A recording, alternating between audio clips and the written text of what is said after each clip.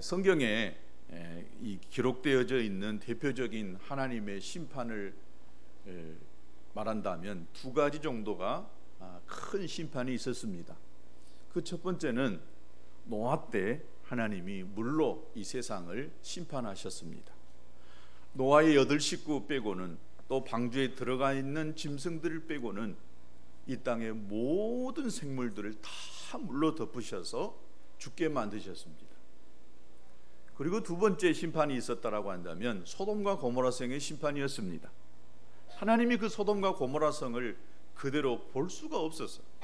너무 그 성에 사는 사람들이 추잡하고 더러운 짓을 너무나 많이 해서 그만 그 소돔과 고모라 성을 불로 심판할 수밖에 없었습니다.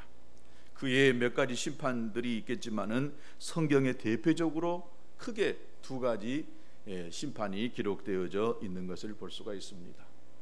여러분, 이 심판의, 이 두 가지 심판의 이유가 여러 가지 있겠지만은 가장 그 근본이 되어지는 심판, 하나님이 심판할 수밖에 없었던 그 이유를 딱 한 가지만 드러낸다라고 한다면 그것은 성적 타락이었습니다.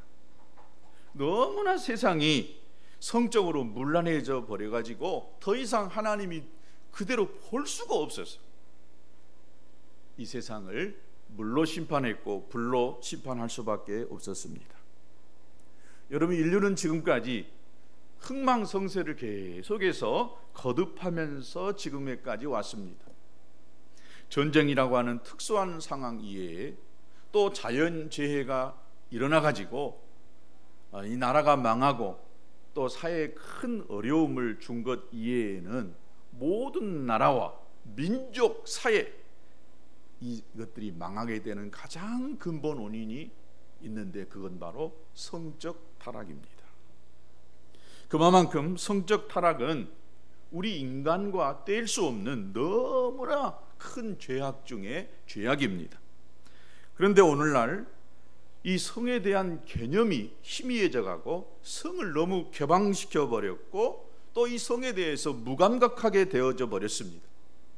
그래서 무엇이 옳은지 무엇이 잘못됐는지 도대체 구분하기 어려운 시대에 저와 여러분이 살고 있습니다. 성에 대한 윤리와 도덕성, 이 도덕적인 이것들이 너무 심각한 것은 서구 유럽, 먼 나라 미국이나 저 유럽 선진국가에서만 일어난 일들이었습니다. 그러나 요즘 최근에 몇 년 사이에 우리나라 가운데에서 이렇게 되어지고 있는 이 성에 대한 문제를 보면은 너무나 추잡하고 더럽고 참으로 말하기 어려운 이런 일들이 여러분 신문 방송에서 떠들어대고 오늘 우리 사회에 큰 이 문제가 되고 있는 것을 볼 수가 있습니다. 우리나라가 당면한 너무나 심각한 문제요. 또 우리 사회와 가깝게는 우리 가정, 저와 여러분의 실제로 우리 가정 안에서 우리 자녀들의 문제가 되어져 버렸던 것을 볼 수가 있습니다. 문제는 이런 성적 타락을 우리 그리스도인들조차도, 하나님의 자녀로 거듭난 하나님의 사람들조차도 이것을 윤리 도덕적인 것으로만 치부해 버립니다. 윤리 도덕 이전에 하나님이 분명하게 이것은 죄다라고 이야기하고 있는데 다만 어쩌다 그럴 수 있지, 윤리적인 도덕적인 측면으로만 생각해 보면서 죄로 보지 않는 그런 것이 더 심각한 문제인 것을 볼 수가 있습니다. 2014년도 지금으로부터 약 5년 전에 어느 한 이 언론기관에서 서울의 대학생들에게 여론 설문조사를 했습니다. 성경험이 있는 사람들을 이렇게 무기명으로 표시하도록 했습니다. 여러분 놀라지 마십시오. 지금부터 5년 전입니다. 이 대학생들의 약 78%가 성경험이 있다라고 이렇게 사인을 했답니다. 남학생들은 71%, 여학생들은 60%가 성경험이 있다는 것입니다. 지금부터 또 10년 전에 스포츠조선에서 이 대학 입학한 새내기들을 통하여서 조사를 했습니다. 대학 오기 전에 성 경험이 있는 사람을 조사했는데 여러분 적어도 6명 중에 1명이 청소년기에 이미 성 경험이 있다는 거예요. 여러분 표정을 보니까 놀라지도 않는 표정인 것 같습니다. 우리 자녀는 그래 안 하겠지. 천만의 말씀이에요. 여러분 이 기독 청년들 가운데에서도 이미 성 경험이 있는 사람들이 남자는 6명, 여자는 5명이 성 경험이 있다고 이렇게 설문에 응답했던 것을 볼 수가 있습니다. 이런 수치는 오늘날 이 한국 사회가 성도덕 문제에 있어서 얼마나 심각한 문제인지를 보여주고 있습니다. 문제는 그냥 심각한 것으로 끝나는 것이 아니라 여러분 가정이 무너진다는 것입니다. 내 가정이 무너지고 내 자녀가 무너진다는 것입니다. 저기 너무지 멀리 있는 나라 그들 가정이 그들 사회가 어려움을 당한 것이 아니라 저와 여러분의 가정, 우리의 자녀들이 이 성의 문제 때문에 무너진다는 것입니다. 여러분 청소년기에 잘못된 성문화가 결혼 후에까지 영향을 미치고 가정까지 파괴한다는 것은 여러분 익히 잘 알 것입니다. 아내든 남편이든 한 가정에 충실하지 아니하고 외도를 하는 부부치고 행복한 가정 절대 이룰 수가 없다라고 믿습니다. 한 사회의 가장 기본이 되는 가정이 무너지면은 여러분 사회는 무너지는 것은 순식간이고 또 이 가정이 무너지면은 여러분 그 나라가 무너질 수밖에 없습니다. 성적인 문제의 본질은 어디가 있는지 이것을 우리가 오늘 이 말씀을 통해서 분명하게 알 수 있었으면 좋겠습니다. 다른 모든 문제와 마찬가지로 이 성적 타락의 문제를 해결하기 위해서 인류는 도덕과 또 윤리를 강조해 왔고 부단히 노력해 왔습니다. 그러나 이것이 풀려집니까? 안 됩니다. 하나님은 이 성의 이 죄가 어디서부터 왔고 또 부단히 노력해 왔지만은 풀지 않는 이 문제를 어떻게 풀 수 있는가를 말해 놓고 있는데 그 해답을 어디서 찾아야 되냐면은 하나님이 이 땅을 창조하셨을 때에 그 창조의 때부터 말씀하신 그 하나님의 방법대로 풀어나갈 때에 이 땅의 혼란스러운 이성의 문제가 바로 풀려진다라고 믿습니다. 하나님이 세상을 창조하실 때에 독특한 방법으로 이 남자와 여자가 만나서 한 가정을 이루게 하셨던 것을 알 수가 있습니다.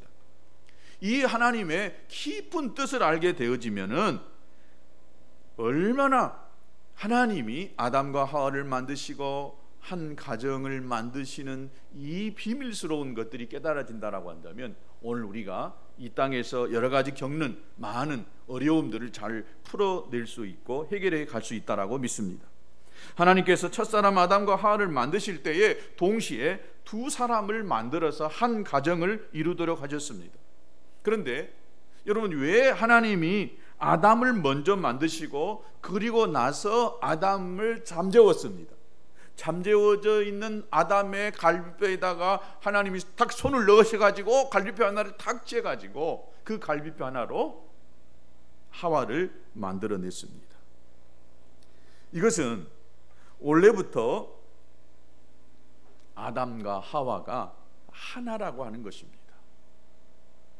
따로따로 만들어진 것이 아니라 아담의 갈비뼈에서 하와가 나왔기 때문에 여러분 남자와 여자가 둘이 한 몸이라고 하는 사실이 이 아담과 하와를 만드신 하나님의 뜻 속에 담겨져 있다라고 하는 것입니다. 여러분 1 더하기 1은 뭐죠? 다 같이 1 더하기 1은 뭐지요? 2지요. 그런데 하나님은 분명히 아담과 하와 이 두 개를 1 더하기 1은 1을 만든 것이 아니라 1이 되게 하셨습니다. 이것이 바로 창세기 2장 24절과 마태복음 19장 5절에서 아내와 합하여 둘이 한 몸이 된다. 이건 신비입니다. 비밀스러운 것입니다. 남자와 여자가 부모를 떠나서 한 가정을 이룰 때에 분명 남자가 있고 여자가 있는데 둘이 하나가 된다는 거예요. 이건 참 신비로운 것입니다. 비밀스러운 것입니다. 창세기 2장 18절에 보면 하나님께서 아담을 만드시고 사람이 혼자 사는 것이 좋지 아니하니 내가 그를 위하여 돕는 배필을 지으리라. 아담 하나님이 만들어 놓고 보니까 너무 안 좋아 보였어요. 그래서 하나님이 아담을 위하여 돕는 배필을 만들 것이다 라고 이렇게 만들었어요. 우리 교회도 혼자 되신 분이 있고 혼자 사시는 분이 있지만 여러분, 혼자 사시는 분이 그렇게 보기가 안 좋아요. 둘이 같이, 남자와 여자가 같이 살 때 진짜 아름답습니다. 그러니까 혼자 사는 사람이 얼마나 힘들겠어요. 하나님이 사람을 만들 때 반드시 사람은 짝을 통해서 완전을 이루어 가도록 하나님이 만드셨어요. 그러니까 할 수만 있다면 짝을 만나세요. 짝을 잃어버렸습니까? 또 찾아보세요. 분명히 하나님은 남자와 여자를 통하여서 하나 되게 하는 이 비밀을 우리에게 깨닫게 하기를 원하세요. 혼자는 불완전합니다. 남자 혼자도 불완전하고 여자 혼자도 불완전합니다. 요즘은 반드시 또 이 이야기도 해야 돼요. 남자가 만나서 둘이 한 몸이 절대 될 수가 없습니다. 그놈이 그놈입니다. 인연이 돼요. 둘이 절대 하나가 될 수가 없어요. 그 다음에 아무나 만나서 남자면 남자, 여자면 여자, 둘이 잠잔다고 둘이 손잡은다고 하나가 되냐? 절대 안 됩니다. 오늘 그 이야기를 하려고 그럽니다. 하나님이 아담을 재우고 거기서 갈빗뼈를 치어가지고 하와를 만드실 때 그 사이에 하나님이 한 일이 있었어요. 그 전에 아담으로 하여금 모든 동물들의 이름을 다 짓도록 했어요. 여러분, 아담으로 하여금 동물의 이름을 짓도록 한다는 것은 아담은 모든 동물들을 다 안다는 거예요. 그리고 그 모든 동물들 위에 하나님이 아담이 있게 하셨어요. 그리고 아담을 잠재워서 아담의 갈빗뼈를 취해가지고 거기서 하와를 만들어냈다는 것입니다. 그렇다고 한다면 그리고 나서 나중에 아담이 하와의 이름을 주어줍니다. 이름을 지어줘요. 이때 잠에서 깨어난 아담이 여자를 보고 뭐라 합니까? 하와를 보고는 뿅 갔어요. 한 번도 보지 못한 그 나와 비슷한 이 여자가 눈앞에 보여요. 얼마나 이뻤는지. 이는 내 뼈 중에 뼈요 내 살 중에 살이다. 이것은 뭐예요? 이 말은 무슨, 이 여자는 바로 나다. 당신이 납니다. 여러분, 이처럼 최고의 이 고백이 없어요. 당신은 나고 나는 당신입니다. 이건 부부라고 하는 거예요. 아담이 이 하와를 보면서 아주 너무나 감동해가지고 그냥 흥분해가지고 내 뼈 중에 뼈, 살 중에 살이다 라고 이렇게 이야기했습니다. 즉 하나님은 아담에게 동물의 이름을 짓게 한 것처럼 아담에게 하와를 다스리고 하와를 보살피고 하와를 위하도록 하나님이 그렇게 만들어 놓았다는 거 하는 것입니다. 즉 아담은 하와를 다 안다는 거예요. 그래서 남자들이 해야 될 가장 첫 번째 일은 여자를 아는 거예요. 여자를 잘 알아야 돼요. 남자들이요, 여자를 아시기를 축복합니다. 아멘이 안 나오시구나.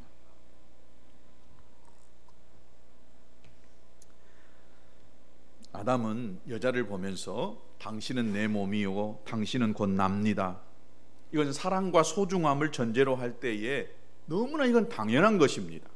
그런데 남편들이 아내들에게 당신은 납니다 라고 하는 이런 이 철학을 가지고 아내를 대한다라고 한다면 여러분, 어떤 아내가요 남편을 위해서 자기의 모든 것을 내어놓지 않을 여자가 아무도 없어요. 여기 당신은 나이고 당신은 내 뼈 중에 뼈요 살 중에 살입니다. 즉 나는 당신을 위해서, 당신이 해주라고 한다면 내 모든 걸 다 주겠다. 내 속에 있는 이 간도 빼주겠다, 쓸개도 빼주겠다. 당신이 원한다라고 한다면 내 모든 것을 바쳐서라도 당신을 살려내겠다라고 하는 이 고백이 아담이 하와에게 한 말 속에 들어져 있다는 거예요. 여러분, 이런 고백의 소리를 들은 여자들은 모든 걸 다 던져요. 여러분, 그렇게 할 수 있게 되기를 축복합니다. 왜 바울이 에베소서 5장 22절에 아내들에게 남편들에게 복종하라 라고 이렇게 말씀하셨는지를 알 수가 있습니다. 또 에베소서 5장 28절에 바울이 이렇게 표현합니다. 이와 같이 남편들도 자기 아내 사랑하기를 자기 자신과 같이 할지니 자기 아내를 사랑하는 자는 자기를 사랑하는 것이다. 아내를 사랑하는 자는 바로 자기를 사랑한다는 것입니다. 아내를 미워하는 자는 자기를 미워하는 자입니다. 그러니까 아내 사랑하지 않는 자가 다른 사람을 사랑할 수가 없다고 하는 말과도 마찬가지인 것입니다. 여러분, 이 거룩한 하나님의 뜻은 곧바로 아담과 하와가 하나님과 약속한 것을 지키지 못하고 죄가 들어옴으로 말미암아 깨어지기 시작합니다. 이렇게 둘 사이가 좋았는데 그만 죄가 이 둘 사이를 갈라놓기 시작했던 것을 볼 수가 있습니다. 여러분, 남자 여자가 만나서 한 가정을 이루고 부부가 되어져서 살 때에 별 문제가 어디서부터 생기느냐, 웬만한 다른 문제들은 다 극복하고 해결낼 수가 있어요. 그러나 이 둘 사이에 죄가 들어오기 시작하면은 이 둘 사이는 깨질 수밖에 없습니다. 뭐 시댁의 문제, 친정의 문제, 자녀 문제, 이런 것들은 다 극복해 갈 수가 있어요. 어떤 것이든지요, 남편은 아내만 사랑해 주기만 한다면, 이 남자가 나를 사랑하구나 이것만 깨달아진다라고 한다면은요, 여러분, 이 아내들은 모든 걸 다 할 수 있어요. 그러지요? 이 남자가 나를 사랑해 준다, 나밖에 모른다, 뭐든지 다 할 수 있다니까요. 제가 모르는 것 같아요? 알아요.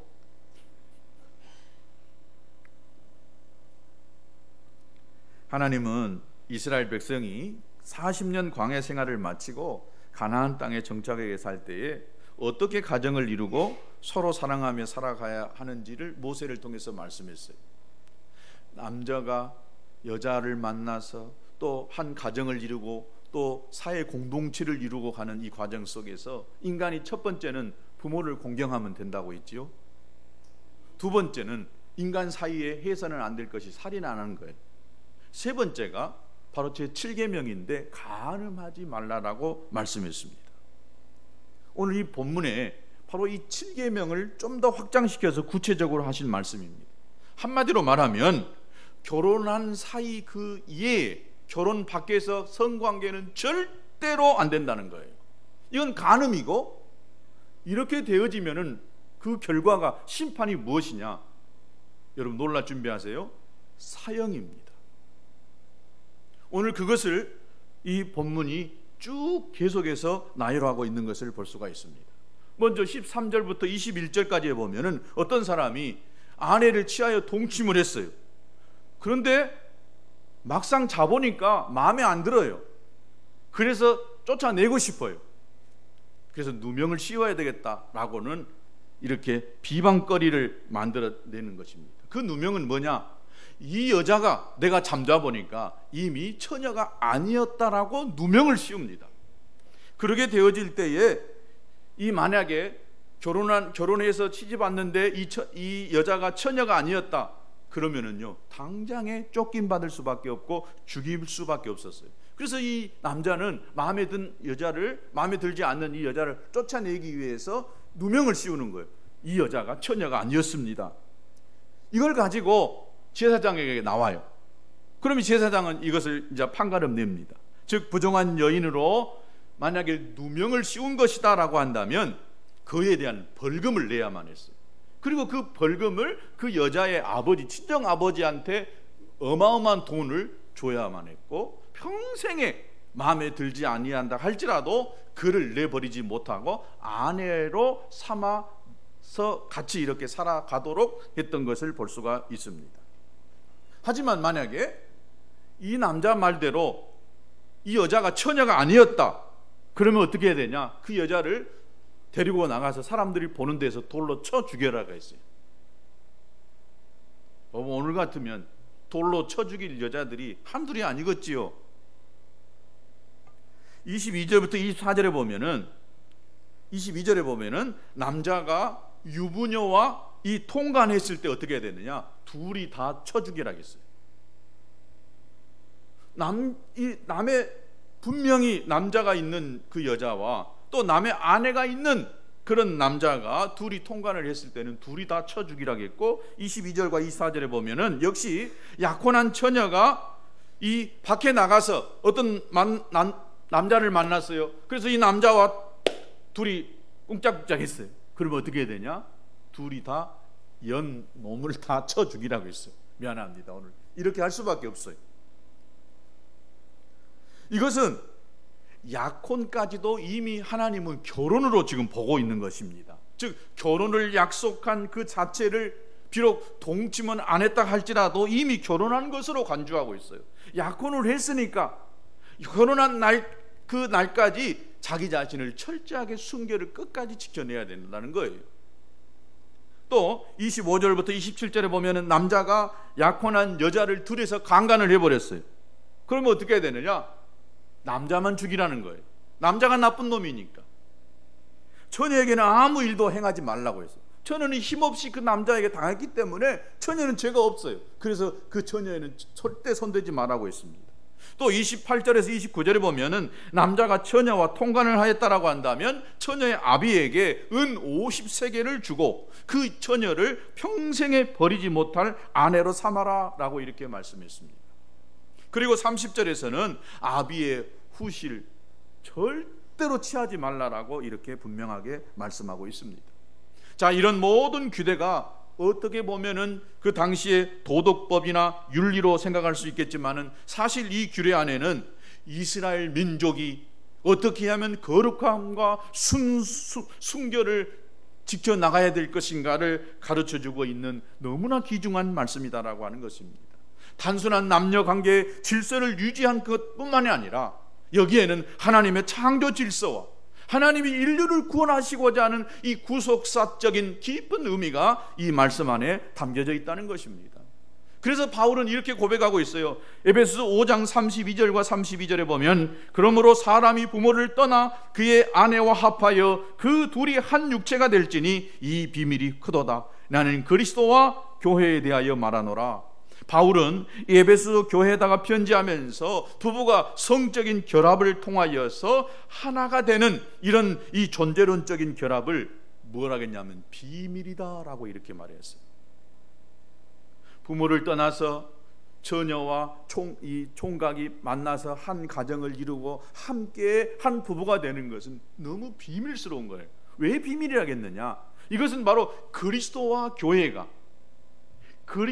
교회가 남자와 여자가 만나서 한 몸을 이루는 것 같이 바로 우리 믿는 자들이 예수님과 함께 한 몸을 이루는 것이다라고 하는 이것을 가르쳐주기 위해서 비밀이다라고 이런 표현을 쓰고 있는 것을 볼 수가 있습니다. 바로 그것은 하나님께서 이미 인간을 창조하실 때에 예수님께서 우리를 어떻게 사랑하시는지, 그래서 어떻게 우리를 구원하셨는지를 부부를 만나서 성적인 결합을 통해서 하나가 되는 과정 속에서 나타나도록 하나님이 이미 디자인하셨어요. 그런데 인간이 죄를 지은 이후부터는 이 놀라운 비밀이 쾌락의 도구로 변해버렸습니다. 오늘 우리가 읽은 이 성경 본문에서 하나님께서 결혼 외에 성관계를 왜 사용하도록 하셨는지 이제야 여러분 이해할 수 있을 것입니다. 하나님께서는 이 오묘한 창조 원리를 알게 하고 구원의 은혜를 보호하기 위해서 간음하지 말라. 즉 간음하는 자는 쳐 죽여라. 그리고 구약에서 이스라엘이 하나님을 멀리하고 우상을 섬길 때 하나님이 뭐라고 표현했냐면 이스라엘 사람들이 음란하다라고 했습니다. 성적인 묘사를 사용하셔서 이스라엘 백성들이 하나님을 떠나서 하나님을 버리고 세상 신을 섬기는 세상을 향하여 나아가는 이 모든 것들을 음란이라고 말씀하고 있는 것을 볼 수 있습니다.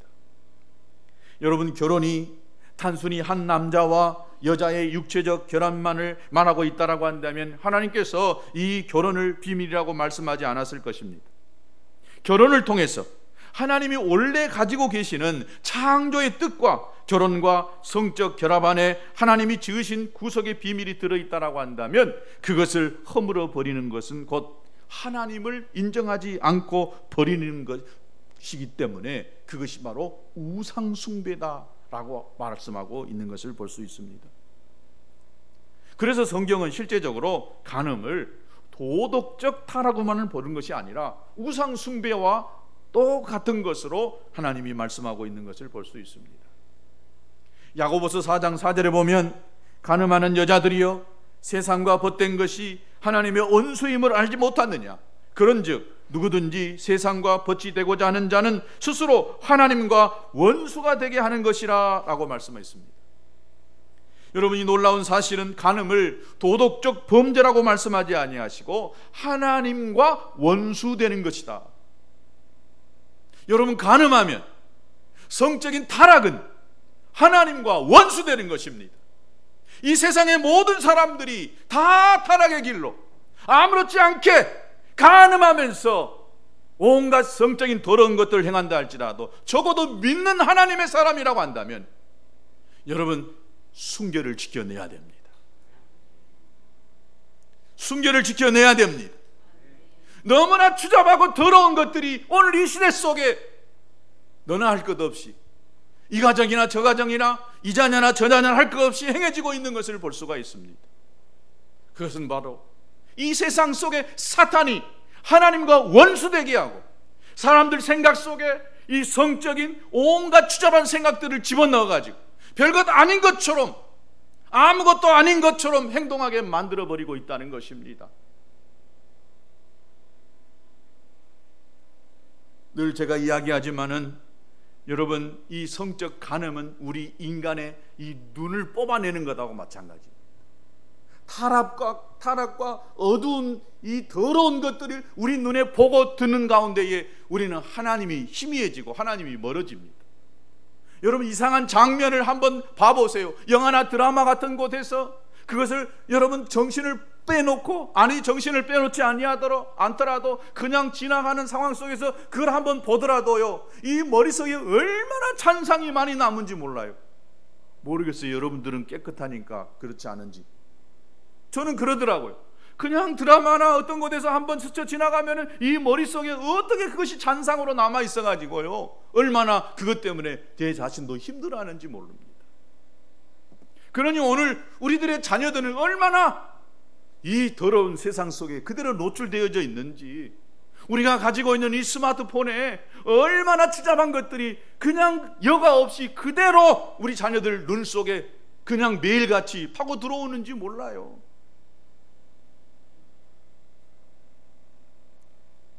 지난주에 제가 아는 어떤 목사님이 너무나 기가 막힌 일이 생겼다라고 하면서 웃으면서 이야기하는 것을 들었어요.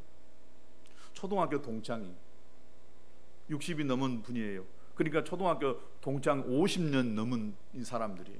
초등학교 동창 카톡 모임이 있는데 그만 어떤 친구가 실수로 단체 카톡에다가 이 동영상 하나를 올렸는데 실수로 그냥 이상한 이 19금 동영상이 올라가 버렸어요.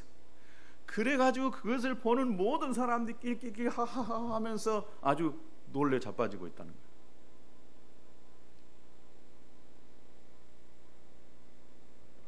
우리 교회 남자 집사님들 이야기 들어보니까 직장에서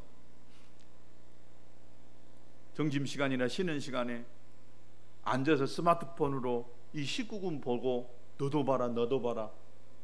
옛날 같으면 부끄러워서 말도 못하는데 혼자 숨어서 이렇게 보는데 지금은 너무 태연스럽게 사람들 보는 데에서도 너무 자연스럽게 그것을 보고 있다는 것입니다. 어른들만 그럴까요? 기가 막혀요. 적어도 초등학생 5, 6학년만 돼도 이미요 그 19금 동영상은 다 한 번씩 봤어요. 우리들의 자녀들이 이 험난하고 악한 세상 속에서 영적 순결은 물론이거니와 성적 순결을 지켜내는 이 자녀들이 과연 몇 명이나 될까?